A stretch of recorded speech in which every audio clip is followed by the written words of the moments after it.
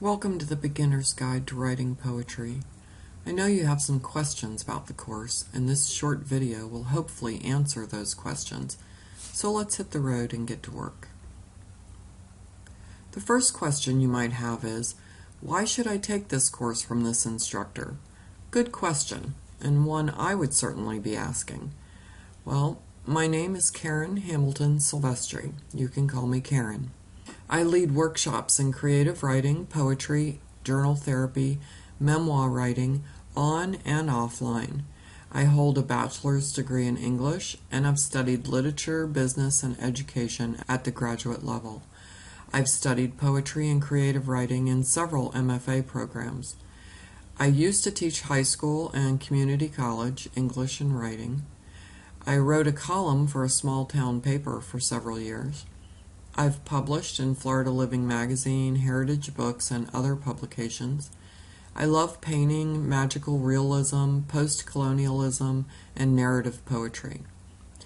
I am all of those things, but mostly I love poetry. I've been writing poetry since I learned how to read it. My main reason for offering this course is because I encounter so many people who write poems in secret, afraid to share them with the world. Don't let that be you. Come share this journey with me, and let's write some poems. So why should I take this course? You might feel intimidated by poetry, but we are actually surrounded by poetry every day in songs, slogans, graffiti, advertisements, those memes you see in social media. Even speeches can be considered poetry. There is so much more to poetry than just what we see on the greeting cards. In this course, you will learn the basic tools in every poet's toolbox and how to use those tools to write your own poems. Maybe you are like I used to be, afraid to let the world know that you love playing with words, scared that someone will find out that you actually love poetry. Many people think poetry is only for romantic, sappy greeting cards. They make fun of people who call themselves poets. I know that it took getting accepted into a prestigious MFA program in poetry to make me believe in myself and publicly call myself a poet. So you might ask, how can I write good poetry? Well, first of all, you need to read poetry, find poems that you like and study them. Use literary devices, similes, metaphors, personification, and imagery, just to name a few. You will discover that good poetry doesn't have to, and often doesn't, rhyme. Show, don't tell. Good poetry uses images to convey emotions that are too difficult to express in words. They do that by finding images.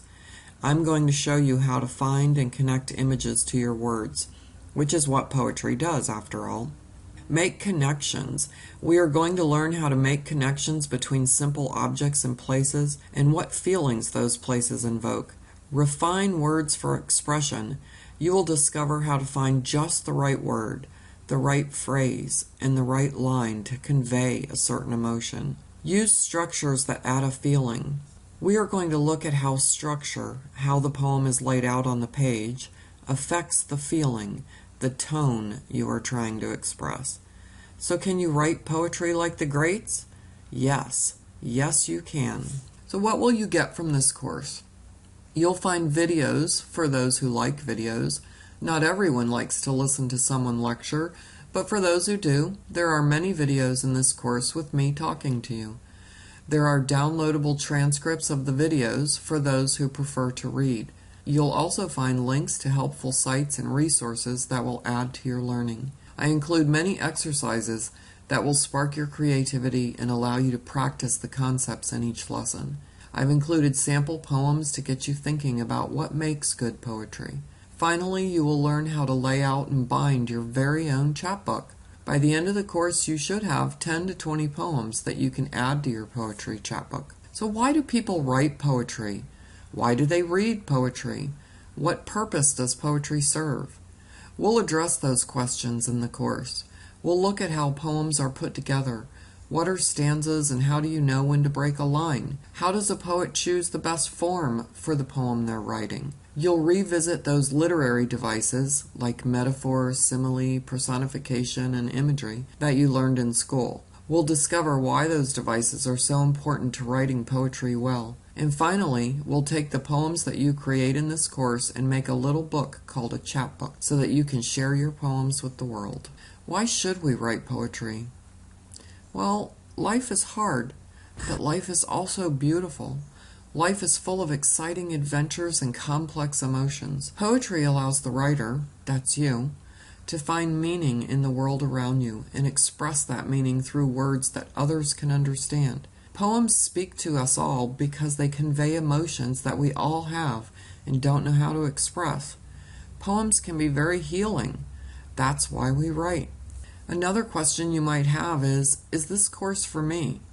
This course is for beginning poetry writers. There's no experience required. This course is not for those who have taken higher-level college poetry workshops, although those people may still find benefit from the course. This course covers the very basics in using figurative language, imagery, and structure in poetry writing, and it's aimed at high school age and up. What do you need before starting this course? Well, all you need for this course is a love of poetry, a love of words. It's good to have some grounding in literary devices, but it's not necessary. These lessons explain the basic literary devices to you whether you're just encountering them or you just need a refresher. What materials will you need? Well, good writers write. They write down everything. It's a good idea to get in the habit of carrying a small notebook with you so you can jot down images that you encounter every day and lines or phrases that pop into your head.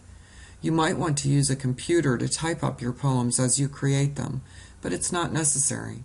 Fill your notebook with your poems however you find most comfortable for you. At the end of the course, you'll probably want to type your poems up to get them ready for your chapbook. I'll leave you with this quote from the movie The Dead Poets Society.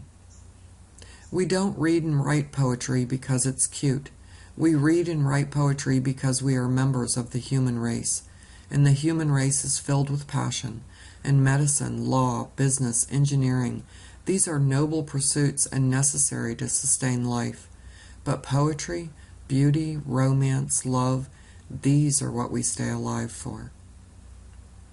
Okay, let's get started.